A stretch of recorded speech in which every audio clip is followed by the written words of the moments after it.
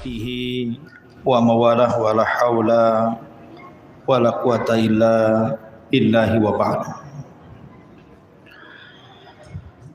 Alhamdulillah, di malam ini kita bisa melaksanakan salat tarawih di Masjid Idaul Ilmi. Dan malam ini kita akan membahas 10 penyebab tidak diterimanya puasa seorang muslim. Ma'asyiral muslimin yang dimuliakan Allah Subhanahu wa taala, ibadah puasa ini adalah ibadah yang cukup berat. Berbeda dengan solat atau ibadah-ibadah yang lainnya. Karena rangkaian ibadahnya juga bukan hanya 1 hari 2 hari, tetapi sampai 1 bulan berturut-turut. Harus menahan lapar, menahan dahaga dan juga syahwat yang memiliki pasangan. Harus terhenti selama 1 bulan, dari terbit fajar sampai terbenam matahari. Sehingga kalau seandainya ibadah yang berat ini tidak sampai diterima oleh Allah Subhanahu wa taala, tentu sangat rugi sekali. Jangan sampai seperti yang disabdakan Nabi sallallahu alaihi wasallam, rubba shaimin laisa lahul jazaa illal ju'i wal atash. Berapa banyak orang-orang yang berpuasa itu tidak diterima puasanya kecuali hanya menahan lapar dan dahaga saja. Maka kajian malam ini kita akan membahas 10 penyebab puasa seorang muslim itu tidak diterima Allah Subhanahu wa taala. Apa saja penyebabnya? Yang pertama, penyebab seorang muslim tidak diterima puasanya adalah ketika seseorang yang berpuasa itu melakukan kesyirikan. Karena Allah Subhanahu wa taala berfirman, la in asyrakta la yahbatanna 'amaluka wa la takunanna minal khasirin. Kalau engkau melakukan kesyirikan, maka hancur leburlah amalanmu dan engkau termasuk orang-orang yang merugi. Maka orang-orang yang melakukan kesyirikan di bulan Ramadan, maka puasanya tidak akan diterima. Kemudian yang kedua, memiliki sifat nifaq. Ada kemunafikan dalam hatinya. Allah Subhanahu wa taala berfirman di dalam Al-Qur'anul Karim mensifati orang-orang munafik. Allah berfirman, innal munafiqina fi darkil asfali minan nar. Sesungguhnya orang-orang munafik itu akan diletakkan di intip neraka yang paling dalam. Maka selama Ramadan hindari sifat-sifat munafik. Apa sifat-sifat munafik itu? Kata Nabi sallallahu alaihi wasallam, idza haddatsa kadzab. Kalau dia bicara dusta. Wa idza tumina khana, kalau diberikan amanah dia khianat. Wa idza khasama ghadara, dan kalau dia bersih dia ingin menang sendiri. Maka ini yang kedua. Yang ketiga, penyebab puasa tidak diterima adalah tarikus shalah. Orang yang meninggalkan salat. Aneh, di bulan Ramadan ini banyak orang yang meninggalkan salat di luar Ramadan. Bahkan masuk Ramadan juga tidak melaksanakan sholat, tetapi dia puasa. Kan banyak tuh orang-orang yang tidak sholat tapi puasa. Alasannya, masa sudah tidak sholat tidak puasa lagi Ustaz, double lah dosa saya katanya. Dia tidak paham bahwa diterimanya sebuah amalan itu ditentukan dengan baik sholatnya. Karena Nabi SAW yang mengatakan awal ma yuhasabu bihil abdu yaumal qiyamah salatuhu. Sesungguhnya awal yang pertama dihisab pada hari kiamat di hadapan Allah adalah salatnya. Fa in saluhat salatuhu saluha sairu amalihi. Kalau salatnya dianggap baik, dianggap semua amalnya. Wa in fasadat salatuhu fasada sairu amalihi. Tapi kalau salatnya kemudian dianggap jelek, maka semua amal yang lainnya dianggap jelek. Maka orang yang meninggalkan salat kemudian puasa, tidak diterima puasanya. Kemudian yang keempat, orang yang kadang puas, kadang salat, kadang tidak. Kalau yang tadi memang total tidak salat, ini kadang salat, kadang tidak. Tetapi kebanyakannya lebih meninggalkan salat dibandingkan melakukannya. Maka ijma' para ulama, berdasarkan perkataan para ulama, di antaranya pendapat Syekhul Islam Ibn Taimiyah rahimahullahu taala, man taraka salata jumlatan faqad kafar. Barang siapa yang meninggalkan salat jauh lebih banyak dibandingkan melakukannya, maka dianggap kufur, dianggap kafir pelakunya. Dan amalan orang kafir itu tidak akan diterima. Ini yang keempat. Kemudian yang kelima dan yang keenam serta yang ketujuh, ini disebutkan dalam satu redaksi hadis Nabi SAW. Nabi SAW mengatakan salasatun la yaqbalullahu lahum sarfan wala adlan. Ada tiga kelompok tidak akan diterima amal sunnah dan amal wajibnya.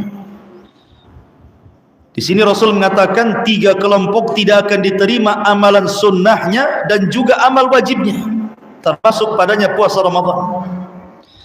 Kemudian Rasul mengatakan yang pertama akun, orang yang durhaka kepada orang tua. Maka kalau orang berpuasa tapi masih durhaka dengan orang tua, tidak diterima puasanya. Kemudian yang kedua mannanun, orang yang suka mengungkit-ngungkit sedekah, mengungkit-ngungkit pemberian. Makanya Allah Subhanahu wa taala berfirman, qaulun ma'rufun khairun min shadaqatin yatba'uha adha. Ucapan yang baik itu jauh lebih indah dibandingkan sedekah tetapi menyakiti orang yang disedekahinya. Maka orang yang berpuasa kemudian dia bersedekah, memberi makan orang yang berpuasa atau menolong fakir miskin tetapi menyebut-nyebut kebaikannya, maka ini tidak akan diterima puasanya. Kemudian yang ketiga wa mukadzabun bil qadar, orang yang berdusta atau mendustakan urusan takdir. Dia tidak yakin ada takdir, maka ini pun perkara yang bisa membatalkan atau tidak diterima puasa seseorang. Kemudian yang nomor 8, al-mustahzi biddin, orang yang istihza, orang yang mengolok-olok agama. Karena orang-orang yang mengolok-olok agama itu dianggap kufur. Allah Subhanahu wa taala berfirman, "Wala in sa'altahum la yaqulunna innama kunna nakhudhu wa nal'ab qul abillahi wa ayatihi wa rasulihi kuntum tastahzi'un la ta'tadiru qad kafartum ba'da imanikum." Apabila kau tanya kepada mereka, maksudnya orang-orang munafik di zaman Rasul yang mengolok-olok para penghafal Quran. Jadi orang-orang munafik ini sedang berkumpul memandang para sahabat, para qurra, penghafal Quran yang sedang bermajlis di hadapan Rasul. Tiba-tiba menyeletuk salah seorang di antara mereka dan mengatakan, kami tidak pernah melihat orang yang paling pengecut kecuali mereka. Kami tidak pernah melihat orang yang paling rakus terhadap dunia kecuali mereka. Kami tidak pernah melihat orang yang paling dusta ucapannya kecuali mereka. Tiba-tiba turun ayat ini. Wala in sa'altahum man khalaq wala in sa'altahum, apabila kau tanya mereka dengan ucapan itu, la yaqulunna, mereka akan mengatakan innama kunna nakhudhu wa nal'ab, kami hanya main-main saja dengan ucapan itu wahai Rasul. Maka Allah Subhanahu wa taala tegaskan, katakan apakah dengan Allah dengan ayat-ayatnya, dengan Rasulnya kalian bermain-main, jangan cari-cari alasan kalian sudah kufur setelah keimanan kalian. Maka istihza, mengolok-olok agama, menjadikan puasa seorang tidak akan diterima. Kemudian yang nomor 9, orang yang mendatangkan nawaqidul Islam, orang yang mendatangkan pembatal-pembatal Islam. Pembatal-pembatal itu bukan hanya dah solat saja, bukan hanya di wudu saja, kalau orang kentut batal wudunya, tapi Islam juga bisa batal dengan mendatangkan pembatal-pembatalnya. Dan sebagian para ulama sudah menulis kitab tentang pembatal-pembatal Islam, di antaranya 10 pembatal Islam, nawaqidul Islam. Maka siapa yang mendatangkan pembatal-pembatal Islam tidak akan diterima puasanya.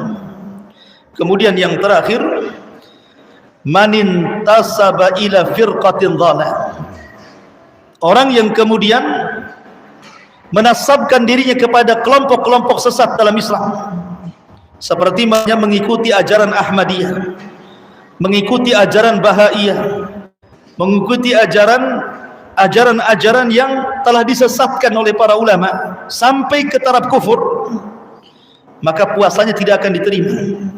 Inilah sebab atau penyebab 10 kenapa puasa seorang hamba tidak akan diterima oleh Allah Subhanahu wa taala. Kemudian pembahasan yang kedua, Ramadan ini adalah syahrul maghfir, bulan di mana kita mudah mendapatkan ampunan Allah Subhanahu wa taala. Tapi di sana ada 4 penyebab orang itu tidak akan mendapatkan ampunan walaupun dia puasa, walaupun dia tarawih selama Ramadan ini. Dan itu disebutkan dalam satu redaksi hadis Nabi sallallahu alaihi wasallam, di mana disebutkan dalam hadis qudsi, yaqulun, mereka mengatakan, ya Jibril, ma sana Allahu fi hawaijil mu'minin min ummati Muhammadin sallallahu alaihi wasallam. Apa yang Allah Subhanahu wa taala lakukan terhadap hajatnya kaum mukminin terhadap umat Muhammad sallallahu alaihi wasallam. Maka Jibril mengatakan, innallaha nadhara ilaihi, maka Allah akan memandang umat Muhammad ini, wa afa anhum wa ghafara lahum. Setelah dipandangnya, maka Allah akan ampuni dosa-dosa mereka, illa arba, kecuali 4 golongan tidak akan diampuni dosanya. Kemudian faqalu, mereka berkata, man haula'i arba, itu siapa yang 4 orang itu maksudnya? Kemudian disebutkan yang pertama, mudminul khamri, orang yang masih minum khamr. Di bulan Ramadan dia masih minum khamr walaupun tidak saat berpuasa. Pamannya dari pagi dia puasa sampai sore, ketika iftar pula bukan teobeng, minum khamr pula, dia tidak akan diterima puasanya. Kemudian yang kedua, qati'ur rahim, orang yang memutus silaturahim selama Ramadan. Justru dia bertengkar dengan keluarganya, dengan kerabatnya, tidak akur dengan tetangganya, dia putus silaturahim. Walaupun dia puasa, walaupun dia tarawih, tidak akan diampuni dosanya. Kemudian yang ketiga, al-musyahin, orang yang menanamkan kedengkian dalam hatinya, masih ada dendam dalam hatinya, masih ada emosi dalam hatinya, masih ada hasad dalam hatinya, maka ini pun akan menghalangi ampunan di bulan Ramadan. Dan yang terakhir, al-aqu liwalidaini, orang yang durhaka dengan orang tua. Maka 4 orang ini, orang yang minum khamr, orang yang memutus silaturahim, orang yang kemudian dalam hatinya masih ada kedengkian, dendam, hasad dan yang semacamnya, termasuk juga orang yang durhaka dengan orang tua, adalah 4 penyebab puasa seseorang tidak akan mendapatkan ampunan.